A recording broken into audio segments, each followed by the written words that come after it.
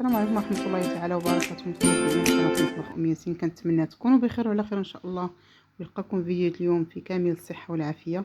كما وعدتكم في الفيديو السابق، قلت لكم غنشارك معكم إن شاء الله قريشلات حلوين، قطعة تاع اللوزة كيجيو على هذا الشكل، كيجيو زويونين وهماويين وحلوين بواحد الطريقة سهلة. أي وحدة تقدر ديرها، والمبتدئات بخصوص المبتدئات يقدروا يديروها. كيجيو روعه وزوينين محمرين واحد الشكل، واحد اللوين ما شاء الله كما كتشوفوا معايا في الفيديو. بقاو معايا حتى الاخير فضلا وليس امرا باش تشوفوا معايا جميع المراحل والطريقه باش انا خدمت هاد القريشلات. طريقه بسيطه ومبسطه وكل شيء يقدر يديرها. على بركه الله ندوزو للطريقه والمقادير. لهاد القريشلات ان شاء الله غادي نحتاج واحد 3 كيلو تاع الفرص مزيان تاع الحلويات. غادي نضيف ليهم 6 الكيسان تاع السنيده، اي يعني كل كيلو كندير فيه 2 كيسان تاع السنيده وجوج الزيت. هنا عندي 6 الخمارات حمرين.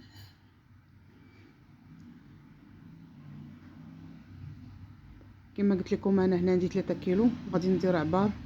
هنا هذه ربعه الزبده كنقسمها على 4، اذا كنضيف غير 3 دوك 3 طروفه، وداك الطرف الرابع كنحيدو. يعني انا ديك ربعه الزبده غادي نديرها في 4 كيلو.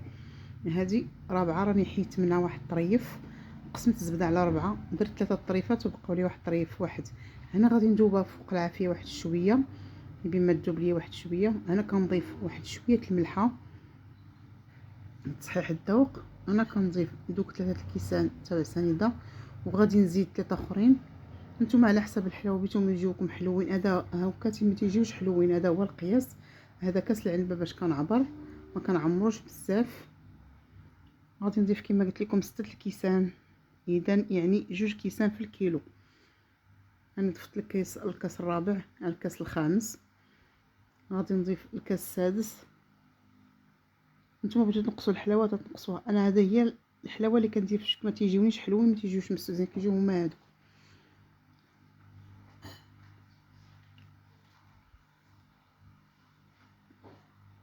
كنخلط ديك السنيده مع الدقيق باش تندمج ليا مع الدقيق مزيان. باقي غادي تذوب مع الماء والزبده والزيت. كندير واحد البانيو كبير شويه اولا قصريه اولا اللي عندكم. هنا بعد ما خلطت هذيك السنيده مع الدقيق غنضيف ليهم داك النافع. جهد كاس ونص تاع النافع اولا 2 كيسان الا بغيتوهم مقومين، وبغيتوهم كديروا غير شويه. هنا درت 2 كيسان تاع النافع بعد ما نقيته وغسلته بالماء عادي. مباشره كنخوي على الدقيق ديالو كنخلط.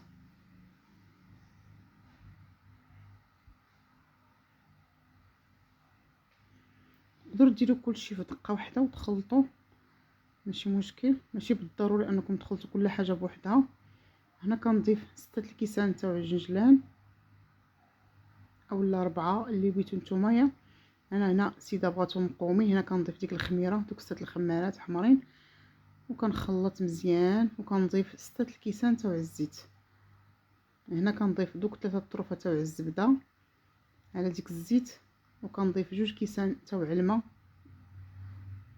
عادي من الروبيني. وهنا كنعجن كندلك دوك القريشات مزيان ونعطيهم واحد شويه تدليك. كندلكم وكنزيد شويه الماء تقريبا نتعجنوا ليا ب2 كيسان ونص تاع الماء. نتوما غديروا 2 كيسان في الاول تخلطوهم مع ديك الزبده وخلطوهم وكتبقاو تضيفوا الماء شويه بشويه. هنا انا درتهم هما هادو، انتم ما قاصحين ما جاريين. وكنبدا تنقطع ديك العجين ديالي واحد شويه هكا بحال شكل طريفات صغار على قد الحربو اللي نتوما بغيتوه طول اولا قصير. كنقطعو تنلوح في داك البانيو اولا في اناء اولا في قصريه، ولا تنستمر تنكمل جميع العجينه اللي عندي تقطع. كنقطعها ونخليها في هذا البانيو نغطيها. مثلا انا بغيتهم في العشيه نقدر نعجنهم في الصباح ونخليهم ونغطيهم ونقطعهم بحال ما هكايا ونخليهم حتى العشيه تيرتاحوا تماما، ونكمل الشغل ديالي ونجلس ونبقى نقطع ونلوي ونقطع. كنقطعهم على هذا الشكل هكا كما كتشوفوا معايا. خليهم ساعه اولا ساعتين اولا 3 سوايع تكملي كاع اللي عندك وجلسي لوي وقطعي. كتجيك القضيه سهله وكيجيو ساهلين بين ما يرتاحوا وطلق فيهم ديك الزبده شويه. ها نتوما كتشوفوا معايا بعد ما ارتاحوا. انا هنا راني جلست كنلوي كنديرهم على شكل حرابل يكونوا رقاق. هنا ما كتفرتت العجينه ما حتى حاجه راه ارتاحت وعطات الطوح. هنا كنحربل كما قلت لكم. ها نتوما كتشوفوا الحرابل اللي حربلت على هذا الشكل. كنزيد نحربل كاع العجينه اللي عندي كلها اولا لي بوده اللي عندي كلهم كنحربلهم وكنحربل بالكف تاع اليد ديالي ماشي بالصبعان بالكف. كنشوف شي طبله اللي هي اولا طاوله اللي هي تكون قاصحه شويه اللي غتعاونني. انا كنحربل مزيان كما كتشوفوا معايا تنحربلهم كاملين ونجلس كنقصهم بالمقص على شكل لوزه. كنستمر. هانتوما كتشوفوا معايا لي بوده اللي انا صوبت كنحطهم في شي طاوه ونخليهم يرتاحوا بين ما نسالي ونهز الطوادي نبدا نقطع. هنا بعد ما جبت الطوادي اللي غندخلها للفران انا كنقطع على شكل لوزه. نتوما كتشوفوا معايا في الفيديو طريقه سهله وزوينه وعمليه. وإلا ما كنت ما عمرك صوبتي القريشات تبعي الطريقه راه زوينه وسهله ودغيا توجديهم في بلاصه كيعطيو واحد الكميه كبيره بزاف لا باس بها. هنا تنستمر تنقطع جميع لي بوده اللي عندي. تقدروا تقطعوهم عادي نتوما على حساب اشنو بغيتو.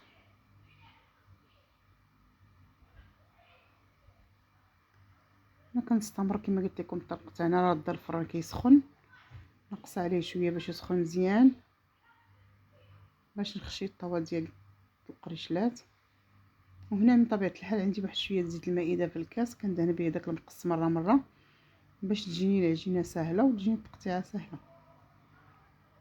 هنا العجينه راه شربات ديك الزبده وجاتني شويه ناشفه ما جاتش جاريه بزاف. انتما كتشوفوا التقطيعه كي جات ما شاء الله اللهم بارك. كنسرح ديك دوك قريشلات في شي طاوه قلت لكم كيما ندخلها للفران. غتشوفوا معايا الطريقه شوفوا معايا النتيجه كي جات ما شاء الله. تنستمر كما قلت لكم تنقطع جميع ونعمر الطاوات ديالي وندخلهم للفران. بديتو تصيفطوهم من الزنقه راه كتصيفطوهم نتوما على حسب انتما بعد ما دخلت دوك الطاوات ديالي للفران. ها نتوما هنا راه طاب واحد شويه راه خرجتهم فرتتهم عطيت تفرتو دغيا بسرعه ما كيلصقوا بعضياتهم ما حتى حاجه ديك الزبده. هنا الطاوه الثانيه راني كنقلعها قدامكم كنحركها قدامكم باش تشوفوا جميع المراحل. هانتوما كيتفرتوا بسرعه دغيا كيتفرتوا ما كيتهرسوا ما حتى حاجه كيتفرتوا بسهوله كيتفكوا دغيا بسهوله. هانتوما كما تشوفوا معايا تقدروا تحركوهم غير بيديكم راه دغيا تيتفرتوا يبقاو صحاح ما تيتهرسوا ما حتى حاجه. الا كنتو اول مره كتزوروا القناه تاع مطبخ ام ياسين كنتمنى انكم تشتركوا في القناه وتفعلوا الجرس باش يوصلكم كل ما هو جديد تاع مطبخ ام ياسين. وهنا بعد ما خرجت القريشلات ديالي الفران يعني نتوما كما كتشوفوا النتيجه ديالي كي جات ما شاء الله. نتيجه القريشات جاو محمرين وزوينين بزاف. طريقه سهله ونتيجه مرضيه كتجي زوينه بزاف. جربوها ما غتندموش عليها. كما قلت لكم ما تنسونيش من اللايكات ديالكم والتشجيعات ديالكم والى فيديو اخر. استودعكم الله الذي لا تضيع ودائعه. دمتم في رعايه الرحمن والى الملتقى في فيديو اخر ان شاء الله.